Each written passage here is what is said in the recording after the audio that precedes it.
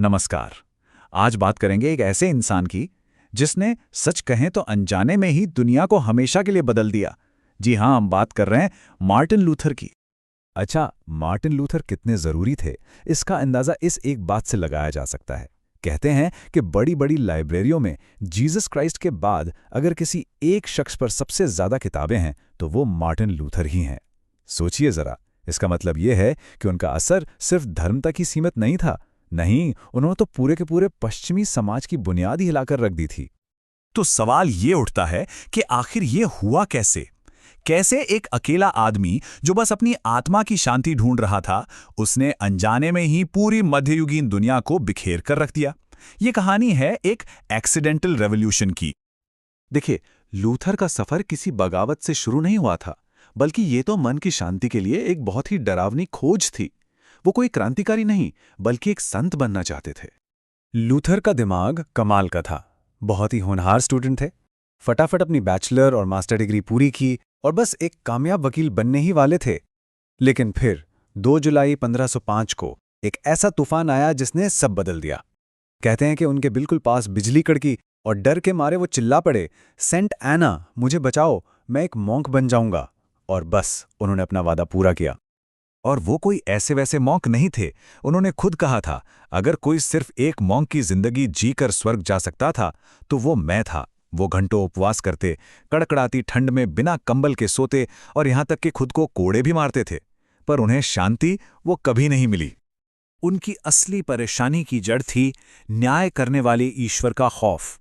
उन्हें यही सिखाया गया था कि ईश्वर एक सख्त जज हैं जो पापियों को सजा देता है। ये सोच ही उन्हें अंदर से खाए जा रही थी और कोई भी तपस्या उन्हें ये यकीन नहीं दिला पा रही थी कि वो ईश्वर की नज़रों में कभी सही हो सकते हैं। और फिर अपनी पढ़ाई के बीच उन्हें कुछ ऐसा मिला जिसने सब कुछ बदल कर रख दिया। ये उनकी जिंदगी का सबसे बड़ा टर्निंग पॉइंट था। यहां लूथर की सोच में आया वो जबरदस्त बदलाव दिखता है। पहले वो ये मानते थे कि ईश्वर का न्याय वो पैमाना है जिससे वो पापियों को सजा देते हैं, एक डरावना ख्याल। लेकिन फिर बाइबल को गहराई से पढ़ते पढ़ते उन्हें एहसास हुआ कि यह सजा नहीं बल्कि एक तोहफा है। ये वो नेकी है जो ईश्वर हमें विश्वास के जरिए मुफ्त में देते हैं। इस एहसास ने उन्हें कैसा महसूस कराया? उनके अपने शब्दों में, मुझे लगा जैसे मेरा नया जन्म हुआ है और मैं खुले दरवाजों से सीधे जन्नत में दाखिल हो गया हूं। सालों के डर और बेचैनी के बाद आखिरकार उन्हें सुकून मिल ही गया था। लेकिन लूथर की ये जो निजी खोज थी वो बहुत जल्द एक सार्वजनिक टकराव की वजह बनने वाली थी। एक ऐसा टकराव जिसके बारे में उन्होंने कभी सोचा भी नहीं था, और इसकी वजह बनी एक आम सी प्रथा। ये प्रथा थी इंडल्जेंस बेचने की। ये एक तरह का सर्टिफिकेट होता था जिसे चर्च बेचता था, और लोग इसे इसलिए खरीदते थे ताकि पर्गटरी में फंसी किसी आत्मा को उसकी सजा से छुड़ा सकें। पर्गटरी मतलब वो जगह जो स्वर्ग और नर्क के बीच मानी जाती थी। मतलब एक तरह से पैसे देकर स्वर्ग का रास्ता खरीदना। यूहैन टेट्जल नाम का एक प्रीचर इसे बेचने में उस्ताद था। उसका नारा ही था, जैसे ही सिक्का बक्से में गिरेगा, आत्मा पर्गेटरी से उछलकर सीधे स्वर्ग में जाएगी। बस इसी खुलेआम सौदेबाजी ने लूथर को अंदर तक झकझोर दिया।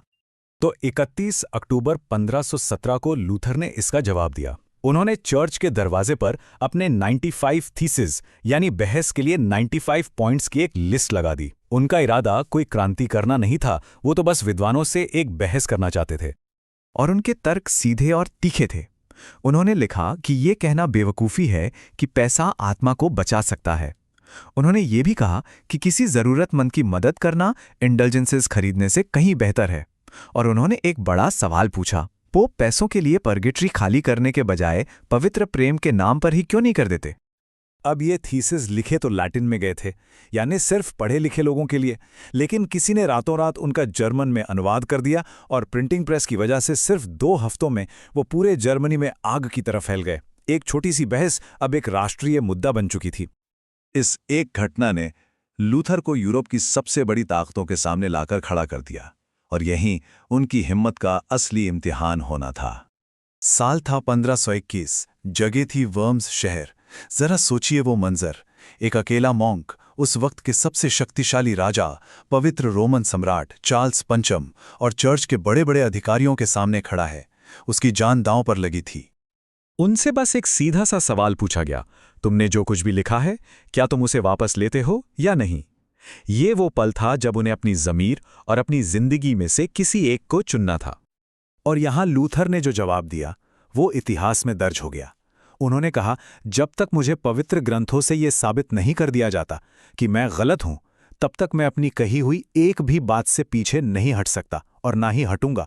मैं यहीं खड़ा हूं, मैं और कुछ कर भी नहीं सकता। ईश्वर मेरी मदद करें, आमीन। बस यही वो पल था जब एक अनजाने में बना क्रांतिकारी अब जानबूझकर क्रांति की राह पर चल पड़ा था। वर्म्स की सभा के बाद लूथर को कानून का भगोड़ा घोषित कर दिया गया, लेकिन छिपकर रहते हुए उन्होंने अपना वो काम किया जो सबसे ज्यादा असरदार साबित हुआ। चलिए देखते हैं कैसे।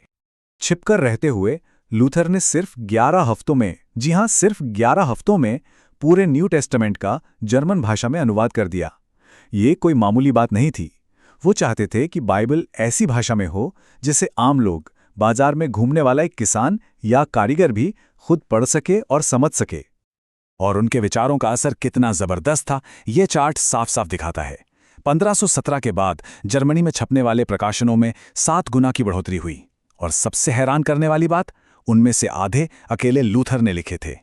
प्रिंटिंग प्रेस ने उनके विचारों को वो पंख दिए जिसे कोई राजा या पोप रोक नहीं पाया। और आखिर में एक बड़ी दिलचस्प बात है। लूथर ने खुद एक बार कहा था कि काश मेरी सारी किताबें गायब हो जाएं, लेकिन हुआ ठीक उल्टा। वो इतिहास के उन लोगों में से एक बन गए जिन पर सबसे ज्यादा लिखा गया। ऐसा क्यों? शायद इसलिए कि उनकी कहानी ये बताती है कि जब कोई एक इंसान ईमानदारी से सच की तलाश करता है तो वो पूरी दुनिया को बदलने की ताकत रखता है।